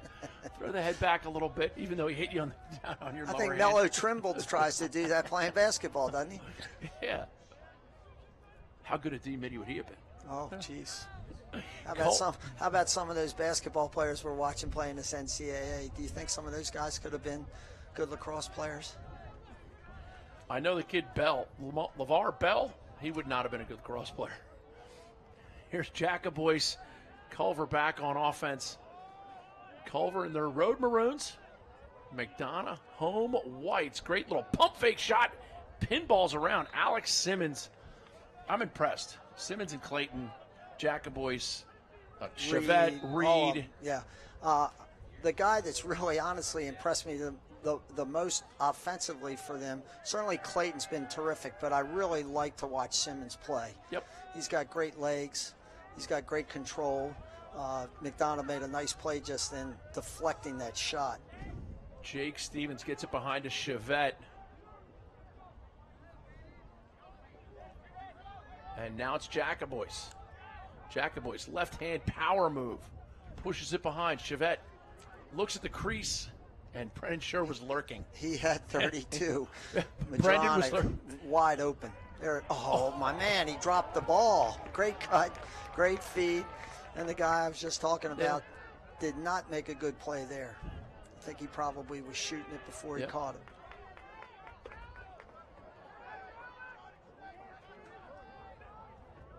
McDonough's defenseman, number 25, Finn Thorne, doing a nice job helping on. And now McDonogh goes off sides. And it's now Culver possession. Very un-McDonogh-like right there, I can tell you that. And your boy made up for it. Jake Stevens, Dennis, and Shireen have got to be thrilled with that one. That's almost like a free one off the, here's the replay, off the restart. Hollenbeck finds him. Canadian finisher. They don't miss many of those, I can tell you that. That's a very uncharacteristic play. McDonogh is technically so sound. They do things like clear and ride, play extra man offense. They do all the technical parts of the game extremely well. It's very rare that you would see them make an error like that and go offside and give the Canadian snipers a second chance opportunity that they didn't miss. Especially in transition. Right. Face-off win for the Screaming Eagles. And they're looking to convert, need to, and do. Sound the bell. School's back in. Starts with the face-off. Gabble Braun. I'd say Sweeney made a tremendous play. Look, this isn't a. Actually, it was a pretty good feed by Braun. Powderly. Goal scored by number 40. Unusually was almost fading behind the goal there, and he was still able to get the ball into the lower corner. Beautiful shot by Powderly. Great play by Sweeney and Braun. Everybody, textbook fast break. 9-8 now your score. Everything we would thought it would be. I want to thank you for making us part of your sports viewing day. Booker Corrigan here with Bob Shriver, LaxAllStars, helping us bring a great event. Ball sent high in the air. They're under him again. And now transition opportunity for whoever comes up with it. And it's a Duff. And Duff looking to push it, gets it ahead, 3-on-2. Bouncer shot, goal! That's the freshman O'Hare. If I was the coach on the other team, I might have strangled him if that had not gone into the goal. He's got a wide open guy down here on the corner. Look at this. Oh, my Lord. Look at this guy right here. Right here, wide open, and he doesn't throw it to 32, but he shoots. He's a lucky man that thing went in the goal, because I'm sure Coach Posner would not have been the happiest guy in the stadium had it not gone in. Brett Hanser now out for Culver to take the face-off.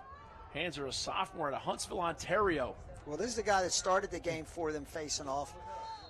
You can see just watching him, he's really high on his haunches there. And it's very hard to get down to the ball. And he finally does and gets some room, although B.J. Ferraro closed that gap pretty quickly. Coach Posner's got a timeout. He might want to use it. Coach Posner may want to call that timeout, but he doesn't. And B.J. Ferraro backs away, interestingly. And I'll tell you, if I'm Brett Hanser, I'm getting the ball to someone fast. Well, you notice McDonough's intent on trying to shut everybody off of the ball. Oh, he Hanser scored. Comes around and finishes somehow. If there's a problem, I'll Coach Posner obviously knows more about his players than we do. Great play by Posner. Number 44, Brett Hanser. Great play by Hanser. Yep. He picked up a great ground ball on the sideline. He was able to hold off BJ, who was beating the heck out of him. Looked like he was about to get the ball on the ground. Went behind the goal, took a couple deep breaths, gets to the front of the goal for a big score. I used to coach with a guy for 30 years who's a dear friend, Steve Dubin, at Boys Latin, and he always felt the 3-goal lead was the worst in lacrosse. He sounds like Barry Melrose. Barry says that in the NHL playoffs. Does he? Yeah, all the time. Well, let's see if there's any truth. 3-goal lead's terrible. I'll tell you what, I'd rather be up 3 with 7 minutes left. Fourth quarter brought to you by Whole Foods. Visit Whole Foods Market for all your spring holiday needs and order your Easter meal online and pick it up. Visit shop.wfm.com. Whole Foods Market, proud supporter of these fine athletes. I really like Shore. If you just saw, he made a great catch on that cross-field pass. Really quality pass up to the corner for a clear. Picks up nice ground balls. We haven't seen his man have much effect on this game. He's just a really quality player. Jack Parr. And that's Griffin Catlett, 23, a couple goals already today. Here's Simmons with a couple goals already. Shot goes wide. Remind everybody to go to UnderArmourLacrosse.com and sign up for the underclass tryout. Find your region, rep your region, and measure yourself against the best players in your region. The standard in the sport, UnderArmourLacrosse.com. If I'm Culver, this 6 minutes probably feels more like 4 hours. Like 15 just because of the face-off disparity. Here's Simmons. Catlett, shot goal. You knew that was coming. Nice play by Simmons. Drew the defense to him on that side. They threw it behind the goal to get it back to the weak side. Catlett posted up from, about 15, 18 feet. Not a fair fight. Good play by Simmons. Swinging the ball to the weak side. Catlett, room and time. Catlett's got enough room to do activities. He did. Do some aerobics, maybe a step class. They had lots of room for activities. And now it's a 2-goal lead. And the face-offs have been lopsided, but working out in different ways. But come crunch time, it looks like McDonogh's content to just win all the face-offs now. Great save by Matthew Schmidt.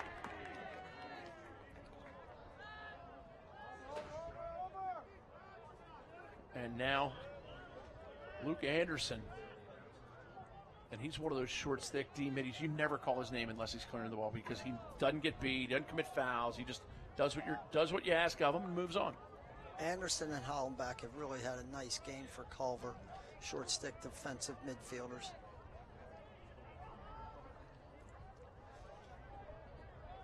In a perfect world, Culver would like to hold this ball for about 2 minutes before they did anything with it, but the referees aren't going to let them do that. They're going to be forced to go to the goal a little bit. McDonough's pressing out some, but that's also reasonably favorable for Culver. The more you spread McDonogh out, the easier it will be for Culver to get underneath somebody. Our man, this is Clayton. Our man Alex Simmons isn't in the game. I hope he's okay. Number 6 for Culver. Jackaboys. Hesitation, carries lefty. Looking to feed, and now it's with Clayton. Where do you think he's going? And there's your timer. Timer is on, 30-second clock below the scoreboard at this end and mounted at the far end. Clayton, a lot of hesitations. I'm surprised. I thought that was a little quick on the warning. Culver's been very aggressive going to the goal today, and you're supposed to ref the game as it has played. Yep. They didn't give Culver more than about 30 seconds there as they were moving the ball around, setting up their offense. They warned them pretty quick. Cameron Chevette. Oh, inside dodge. Great save by Abramson. A much-needed save as we're beneath 4 minutes. Fourth quarter brought to you by Whole Foods. Visit shop.wfm.com. They're under them. Here's Powderly. Down low to Parr. Cross crease. Ran out of time and a crease violation. That did not unfold well for the McDonogh Eagles. That's a big play for Culver. If they can clear this ball, they'll get a chance to eat some more time off the clock. But the referees, as they just showed, were quick to give them a warning. It's 3:25, so they cleared it at 3:30. We'll see. We have a clock. We can time it. Yeah. Simmons back in the game, which I'm sure Coach Posner is very happy about. Coach Posner, a full complement of 2 timeouts remaining? Yes. If I'm not mistaken? And what he could do here, honestly, is eat about 30, 40 seconds before he senses the timer going on. Yeah. Then call a timeout and eat up some more time. And I wouldn't be sure. The refs are looking at each other right now. G. Gordon Liddy, Ted Nugent, and Erwin Fletcher, your officials, and they are clearly looking at one another. As soon as he steps in, I think they're going to throw that timer on. Little weave play. And it's back, number 6, There Alex. they warned them. Yep. The shot clock's on. They gave him about 50 seconds. That's fair. Shot. He hit the goalie, so Great the ground clock ball. will be off. Jackson Reed with a top-notch sideline ground ball right in Terrific. front of the McDonogh bench, too. So, he's not getting a lot of help from the people out of bounds. McDonogh's got to start getting a little bit more aggressive.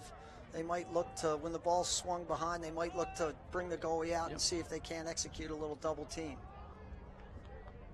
Coach Posner still got 2 timeouts in his pocket. If he doesn't like what's going on, I'm sure he won't hesitate to call one. Jackaboys. Here's Simmons. Coach And now Hillgardner. it's Clayton. Backhand shot, flips it around. Jake Stevens. Goal scored by number 14, Jake Stevens. And that is something right there. Look, he doesn't switch this to his left hand. He switches to, I don't know what you would call backhand, cross-face, backhand. What a play. And he's got B.J. Farrar all over him like Chris Gardocki on Dale Doback. And honestly, B.J. has not been his typical self today. He's let a couple guys get by him. That one, the goal by Hadsnar a second ago was running by B.J., very un-B.J.-like. Which I'm sure McDonough's counting on BJ to be able to do that. They're reluctant to slide to BJ because they typically would never have to. So that's something that they weren't counting on. And they go back to faceoff guy number 44, Brett Hanser. And now it's Hollenbeck. He already has a goal today.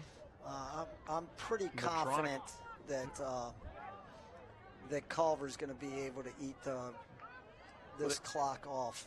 With 2 timeouts, but when you call that timeout, McDonogh then gets to set their defense, too. They do.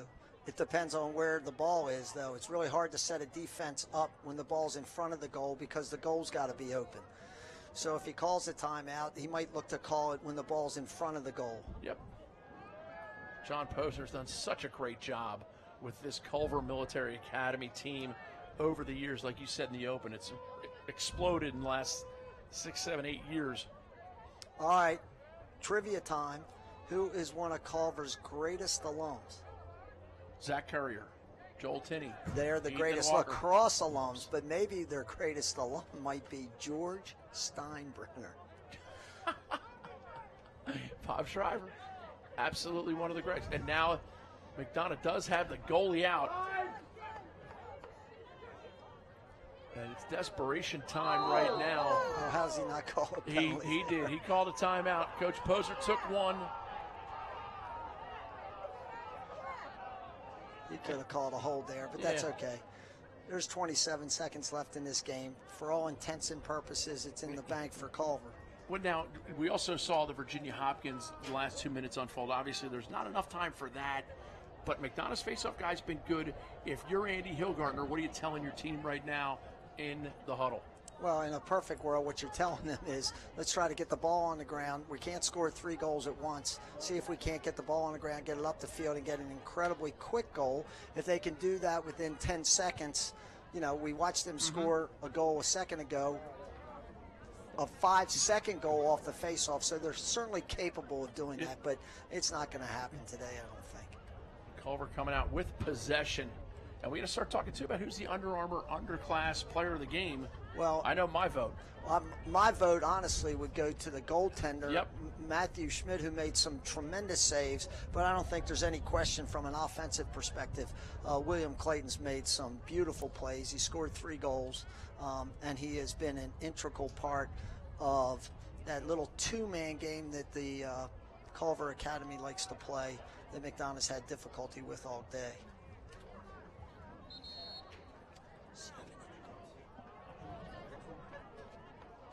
You okay with that?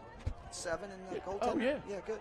I'll tell you what, there's been coaching mismatches. There have been broadcasting mismatches. I don't go against you on it. When you say who's the Under Armour best player of the game, I subscribe. Okay. I'm a buyer. Schmidt and Clayton. Clayton's played unbelievable. William Clayton. And there's also, the other thing is, Culver plays 6 guys on offense all day. A couple other guys got in. I'm not sure what's going on here. Why is the ball's going down? I'm not sure. I don't quite understand what's going on here. Oh, I see. There was a shot clock violation. Culver knew they were giving the ball up. The ball onto the tennis courts. So McDonogh put their guys in position to clear the ball. Good play. Good play all around. Yeah, really. Actually, it would have freaked him out if he just dropped the ball. As the clock winks to the 15-second mark, Simmons pushes it behind.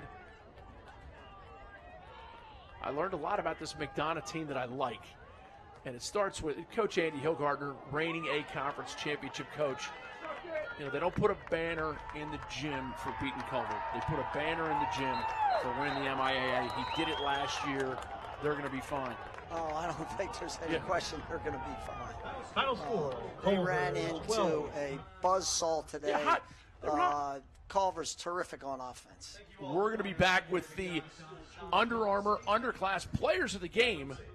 Goaltender Schmidt and offensive player William Clayton. Great effort by both of those young men today. We'll be right back.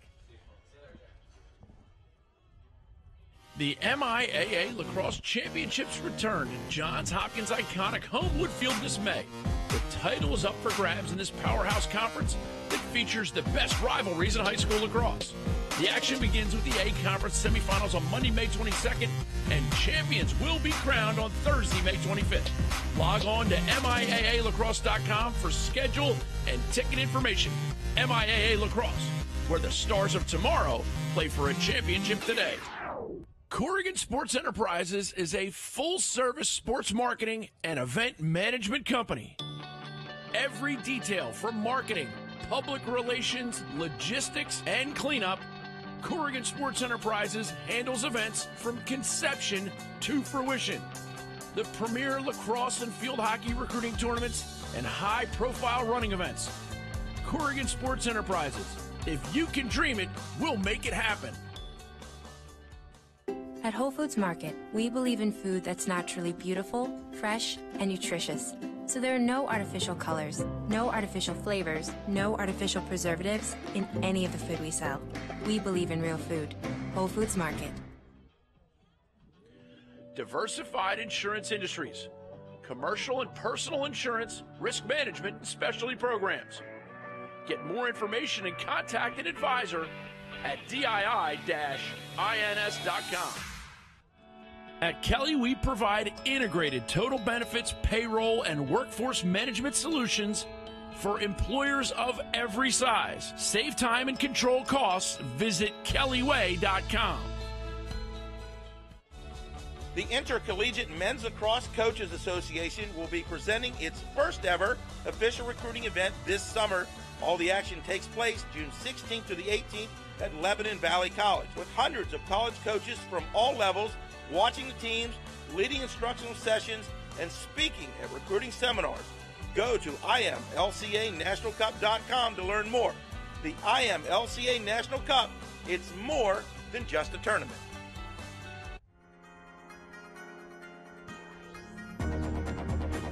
Fellowship of Christian Athletes. Huddles, camps, teams, building three-dimensional athletes and coaches. Corrigan Sports Enterprises is a full-service sports marketing and event management company. Every detail from marketing, public relations, logistics, and cleanup, Corrigan Sports Enterprises handles events from conception to fruition. The premier lacrosse and field hockey recruiting tournaments and high-profile running events. Corrigan Sports Enterprises. If you can dream it, we'll make it happen. The Summer Rumble is headed back to Richmond June 10th and 11th and will feature top-quality competition from the USA and Canada on River City Sportsplex 12 turf fields. Your high school and youth level teams will thrive in this year's championship tournament in front of college coaches from Divisions 1, 2, and 3. Start your summer at the best run event with coolers on every bench, shade tent for every team, and an event that is fueled by Gatorade. Go to CSELax.com for details and register now.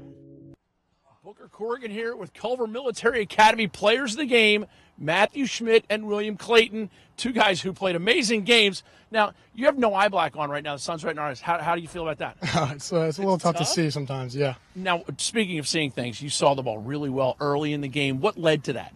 Honestly, it was just, my defense really put me in a good position to see the shots that I want to see. And my goalie coach has been helping me out a lot this year with keeping my hands out and seeing the ball well.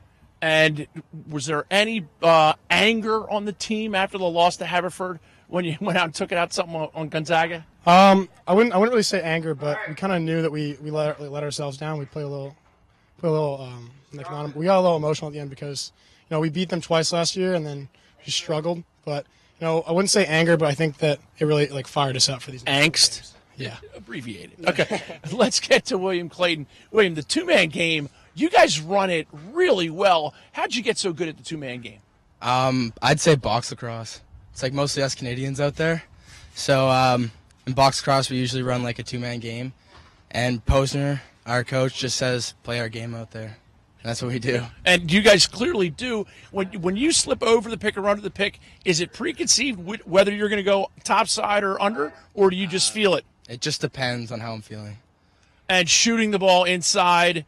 You guys, nifty little inside finishes. How often do you practice those? Not really. Honestly, we don't practice that much. But I'm gonna say box lacrosse again. Okay. Because all inside. Did you notice I used the word nifty? Yeah. I won the race to nifty right there. Yeah. Is that a bummer, or are you okay with it? I'm fine with that. Oh, right on. Okay, cool. So here we are at McDonogh. You guys, big win. What's next for you guys? Where are you setting your standards, your sights? I think we want to finish out this break with a win over St. Paul's, and then we got Hill and Brother Rice in a regular season that we really want to get wins over those two kind of rivalry games for us. Okay, how many Canadians do you have on the team? Maybe 10? More, probably 12, 15. Do you think we should start playing the Canadian national Canada? Yeah. Which, by the way, I'm American. I can say this. It's a better anthem than ours. Oh yeah, for sure. Yeah. I mean, I like our Canadian national anthem. So do I. If I had it my way, we'd play "O Canada." Oh, yeah. You ever try and sing the Star Spangled Banner? No, I can't. Go ahead, give it to me. Oh, say. I'm not going to go all the way through that. It's funny, though, isn't it? Yeah. Right?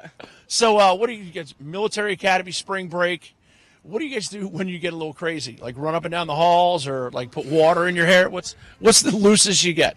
I don't think I could say that on here. Oh, Coach Posner. Yeah, as Jim Valvano said in 1983 when they played in the Final Four, we did a bed check last night, and all the beds were in their places. Yeah. All right, well, we'll have to figure it out. Good luck with the rest of your year. You got Matthew Schmidt, William Clayton. They both played better than I did today. Oh. After a great first year in Philly, the NCAA Future Champions Lacrosse Tourney will be up in Foxborough in conjunction with the NCAA National Championship Weekend. Be on the field for pregame at Gillette Stadium. Put together a special squad just for this event or bring your established boys or girls team to CSELax.com. Get 20 tickets per team plus parking passes. Go to CSELax.com to reserve your space. At Whole Foods Market, we believe in food that's naturally beautiful, fresh, and nutritious. So there are no artificial colors, no artificial flavors, no artificial preservatives in any of the food we sell. We believe in real food. Whole Foods Market. Diversified Insurance Industries. Commercial and personal insurance, risk management, and specialty programs. Get more information and contact an advisor at DII-INS.com. The MIAA Lacrosse Championships return to Johns Hopkins' iconic Homewood Field this May. The title is up for grabs in this powerhouse conference that features the best rivalries in high school lacrosse. The action begins with the A Conference semifinals on Monday, May 22nd, and champions will be crowned on Thursday, May 25th. Log on to MIAALacrosse.com for schedule and ticket information. MIAA Lacrosse, where the stars of tomorrow play for a championship today.